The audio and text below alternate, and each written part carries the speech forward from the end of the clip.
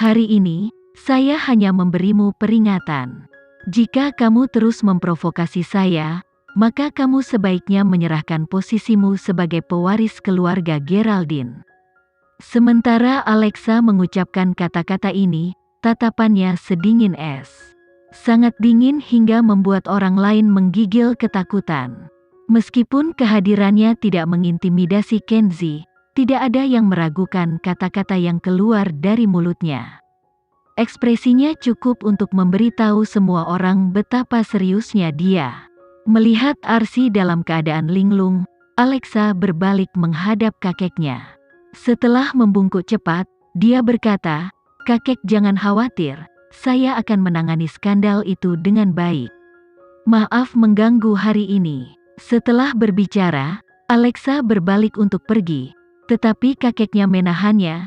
"Jika kamu masih menganggap dirimu bagian dari keluarga Geraldine, jangan berani-berani keluar dari sini."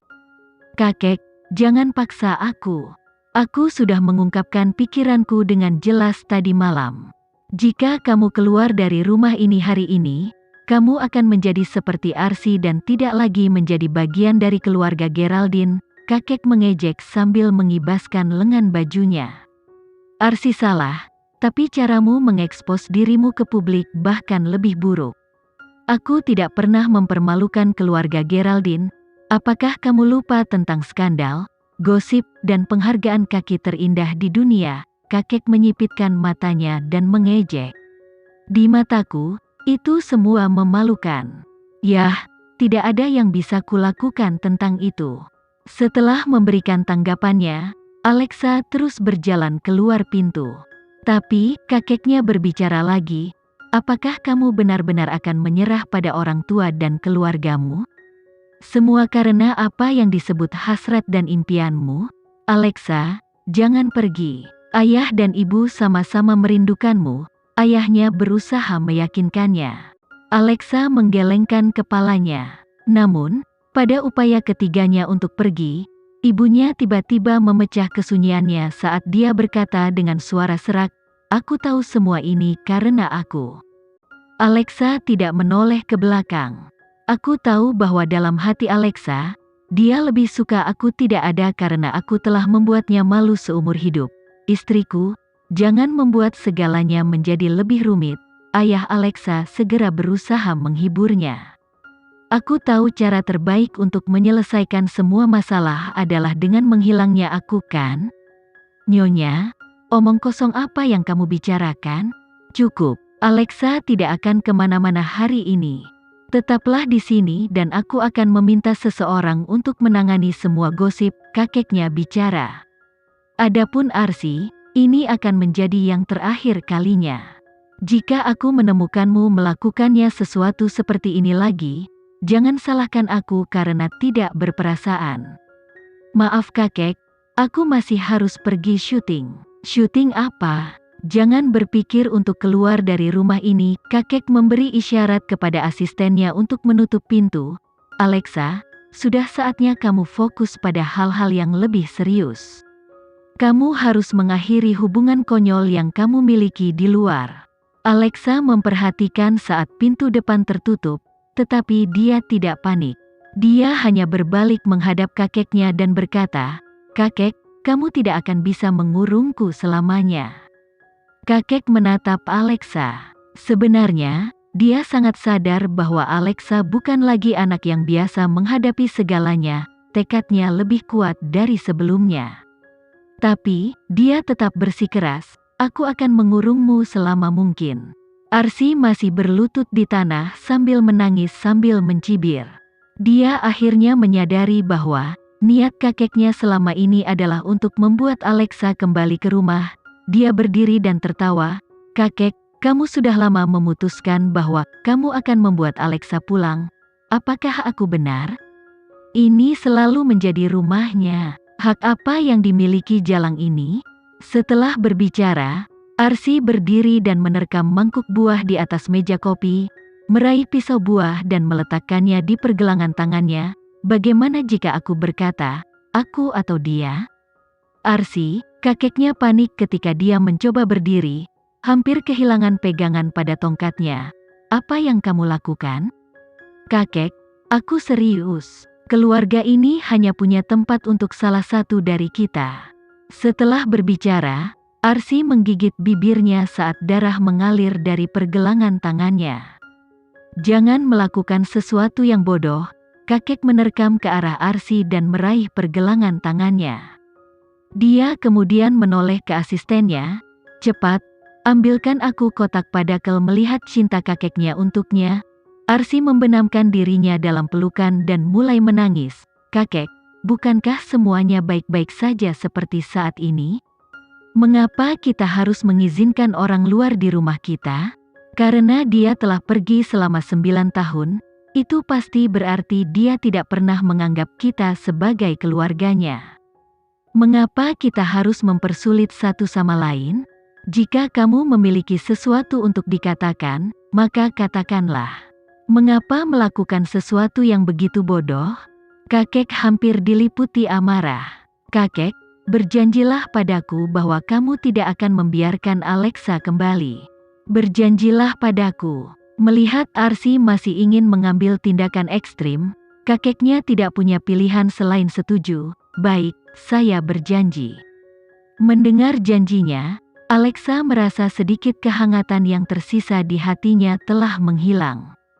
Alexa, pergi dulu. Ayah secara pribadi akan menjemputmu di lain hari, kata ayahnya kepada Alexa memohon. Jemput aku, tidak perlu, tempatkan fokusmu pada putri sulungmu. Mulai hari ini dan seterusnya, keluarga Geraldine dan aku akan berpisah. Yang juga berarti, jika Arsy memprovokasiku lagi, aku akan membuatnya hidup neraka yang hidup. Setelah berbicara, Alexa mundur beberapa langkah. Saat dia akan pergi, pengurus rumah bergegas masuk lagi tidak dan ingin melapor ke melihat kakeknya. Kakek Ketua Arifin CEO menjawab dengan Mandala kesal. telah tiba. Biarkan dia masuk, balas Alexa. Alexa, orang luar tidak punya urusan di sini. Jika ada yang mencegahnya masuk, aku akan membenturkan kepalaku ke pilar ini. Bagaimana menurutmu kakek? Alexa menunjuk ke pilar bergaya Romawi. Dipenuhi dengan rasa bersalah, kakek tidak punya pilihan selain menganggukkan kepalanya.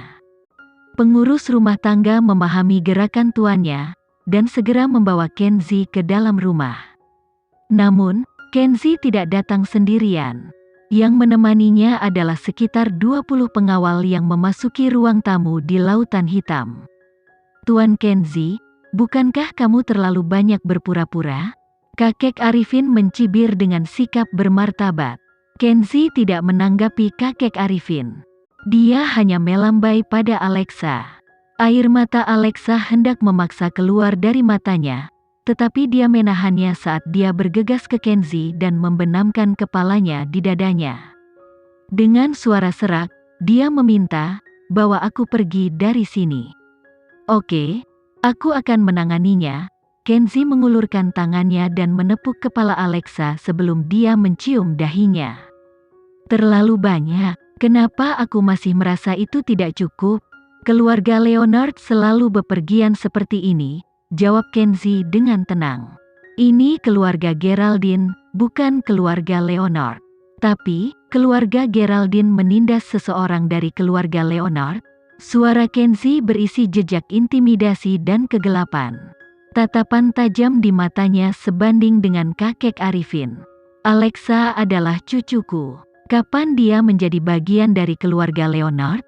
Kenzie tidak mau repot-repot membuang nafas lagi saat dia langsung mengeluarkan surat nikahnya dan Alexa, "Aku suami Alexa."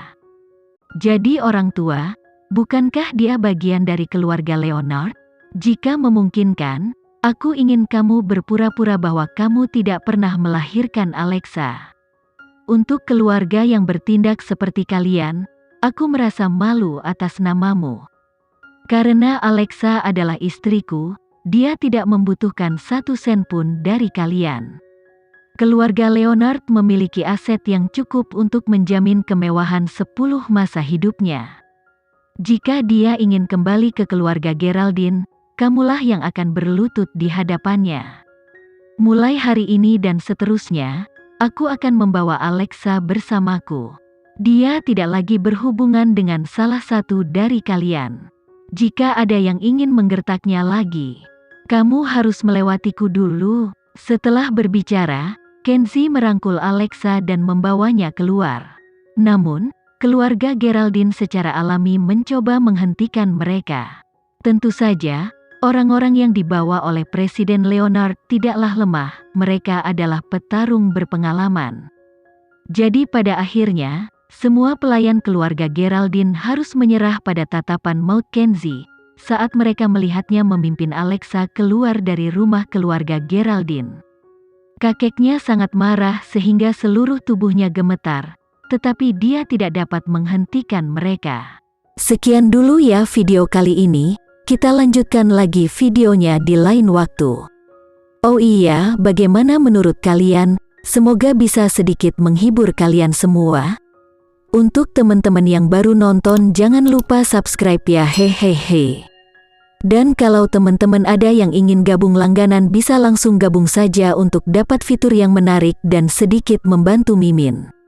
Terima kasih banyak sudah menonton, sampai jumpa lagi, bye bye bye.